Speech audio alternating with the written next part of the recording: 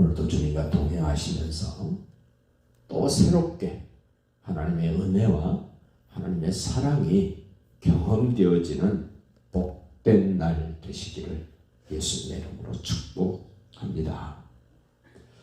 성경은 계속해서 말씀합니다. 너 옛날 옛적 잊지 마라. 일반 세상 사람들도 그렇습니다. 초심을 버리지 마라. 개구리 올챙이적 시절 너 잊지 마라. 화장실 가기 전과 화장실 다녀왔을 때 너 생각 잘 해봐라.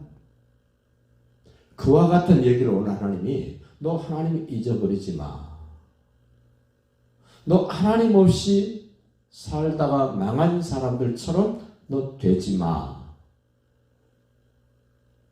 하나님 없이 살다 망한 사람의 특징은 한마디로 교만이었습니다. 교만. 교만이 뭡니까? 자기 하고 싶은 대로 하는 겁니다. 하나님의 사람들은 하나님이 뭐라고 말씀하시면 그 말씀 때문에 거기를 넘어갈 수가 없습니다. 설사 넘어갔다가도 그 말씀 때문에 다시 되돌아옵니다. 하나님이 그렇게 역사 속에서 하시고 계십니다. 앞으로도 그렇게 하실 것입니다. 우리 은혜 식구들은 기억하시기를 바랍니다. 내가 잘못한 것보다 하나님이 준비해놓고 기다리시는 것이 훨씬 더 크고 대단하다는 사실. 내가 뭔가를 이루는 것보다 하나님이 이룰 수 있도록 준비해 놓으신 것들이 더 어마어마하다는 사실을 아시라는 거예요. 세상 사람들은 하나님의 그 위대하심과 광대하심을 생각할 수가 없기 때문에 그 인간이 뭐 잘못하고 그 인간이 뭘 좀 이런 것들에 관심이 있지만 하나님의 사람들은 그 사람의 잘잘못에 관심이 있는 것이 아니라 하나님이 그 사람을 향한 계획, 하나님이 그 사람을 향하여 해놓으신 여러 가지 계획들, 이런 데 관심 있는 사람들입니다. 우리는 생각을 이제 좀 바꾸셔야 돼요. 근시안적인 생각을 좀 바꾸십시다. 하나님의 관점으로 내 생각을, 내 마음을, 내 발걸음을, 내 시간과 내 물질과 모든 것들을 하나님의 관점으로 바라보고 하나님의 관점으로 생각하고 하나님의 관점으로 좀 펼쳐보시기를 바라요. 그래야 내가 새로워집니다. 그래야 다른 사람을 바라보는 것, 대하는 것, 그게 좀 새로워질 수 있습니다. 예수 믿는다 그러면서 세상 사람들과 아주 비슷하면 하나님이 뭐라 그러실까요? 오늘 말씀도 보십시오. 11절입니다. 내가 오늘 내게 명하는 여호와의 명령과 법도와 규례를 지키지 아니하고 내 하나님 여호와를 잊어버리지 않도록 삼갈지어다. 중요한 뭔가를 내가 알았는데 그 안 잊어먹으려면 어떻게 해야 됩니까? 늘 기억해야 됩니다. 그 내용대로 해봐야 됩니다. 그래야 안 잊어먹습니다. 요즘 심지어 자기 전화번호도 모른다 그러잖아요. 여러분은 자기 전화번호는 아시죠? 누가 물어본답니다. 전화번호 좀 주세요. 그러면 내 전화번호 내가 모르는데? 이런 사람이 상당히 많아졌답니다. 안 쓰니까, 기억을 안 하니까 잊어먹는 거죠. 언제 잊어먹기 좋습니까? 12절 소개합니다. 네가 먹어서 배부르고 아름다운 집을 짓고 거주하게 되며 소나 양이 번성하며 은금이 증식되며 네 소유가 풍부하게 될 때에 교만해진다는 겁니다. 살만해질 때, 이제 좀 됐다 싶을 때 교만해진다는 겁니다. 창세기 11장에서 니무롯이 바벨탑 쌓을 때 보십시오. 어디에다 쌓습니까? 신할 평지에. 오르막 내리막 꼬불꼬불한 길을 갈 때는 그런 생각을 못합니다. 그런데 이제 다리 좀 뻗게 되고 좀 살만하고 편안해지고 주머니에 좀 두둑해지고 뭔가 좀 이제 됐다 싶을 때 인간은 교만해진다는 겁니다. 그 14절 보십시오. 네 마음이 교만하여 네 하나님 여호와를 잊어버릴까 염려하노라. 하나님이 염려할 정도면 사람은 당연시 할 거 아닙니까? 이 정도 되면 이제 하나님 없어도 괜찮아. 어제 30년 동안 커피를 개발했다는 집사님을 만났습니다. 그 집사님이 정함 보면 목사님은 어쩜 그렇게 사랑이 많으세요 하면서 늘 엄지척해 주는 집사님이세요. 자기 사무실에도 한번 와주셨으면 하고 해서 어제 그쪽으로 갈 일이 있어서 갔습니다.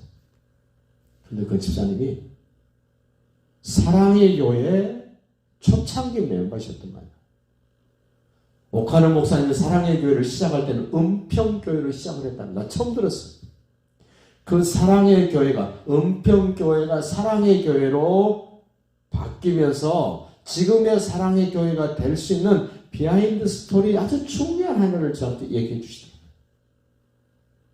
제가 충격을 받았습니다. 일자무식인 어떤 자매 하나가 두 부부가 교수인 집에 신도 생활을 합니다. 너무 착실하게 아주 흠잡을 데 없이 일을 합니다.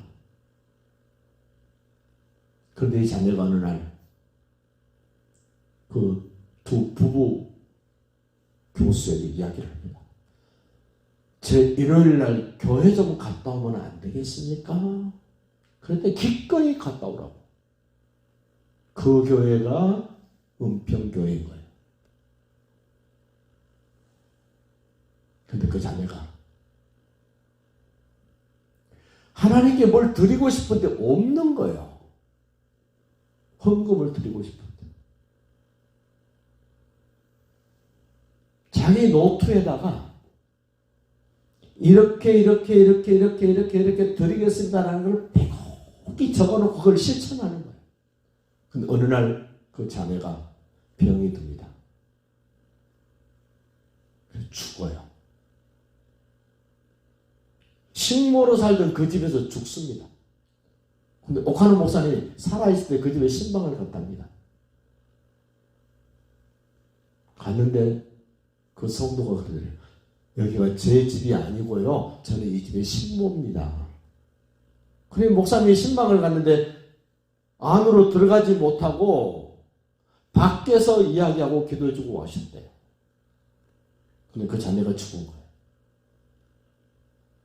교수 부부가 그 자매의 유품을 좀 치워달라고 교회에 와서 오 목사님에게 이야기를 한 거예요. 그래 그분의 유품을 정리하다 보니까 그 노트가 나오는데 그런 메모가 있는 겁니다. 그런 자매의 헌신과 희생으로 인하여 그 교회가 만들어졌다는 얘기를 하더라고요. 아, 거저되는 게 아니구나. 누군가가 눈물이 있고 누군가의 땀이 있고 누군가의 피가 있어야 하나님은 거기에서 역사를 이루시는구나. 아무도 모르는 내용이잖아요.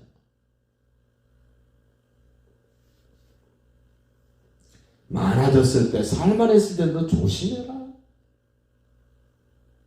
16절도 보십시오. 네 조상들도 알지 못하던 만나를 광야에서 내게 먹이셨나니 이는 다 너를 낮추시며, 지금 신명기 8장은 너를 낮추시며 세 번이나 강조를 합니다.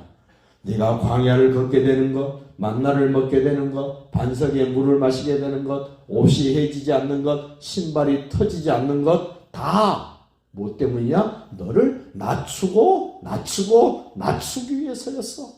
그 말이 무슨 말입니까? 너 교만해질 수 없도록 내가 한 거야. 광야를 제대로 걸은 사람은, 광야에서 하나님과 동행했던 사람은 어떤 형편 처지에서도 너는 교만할 수 없는 사람이야. 하나님은 말씀하세요. 교만은 패망의 선봉이요 넘어짐의 앞잡이다. 하나님이 가장 싫어하신 것 교만입니다. 예수는 겸손의 본을 보이셨습니다. 2023년 마지막 새벽 기도입니다. 23년도 어떻게 살아오셨든 관계없이 24년도에는 하나님이 이렇게 만드실 것을 기대하면서 하나님을 잊지 않고 24년 멋지게 출발하면서 마무리해 보겠습니다라는 다짐으로 23년 마지막 새벽 기도회가 되시기를 예수님의 이름으로 축복합니다.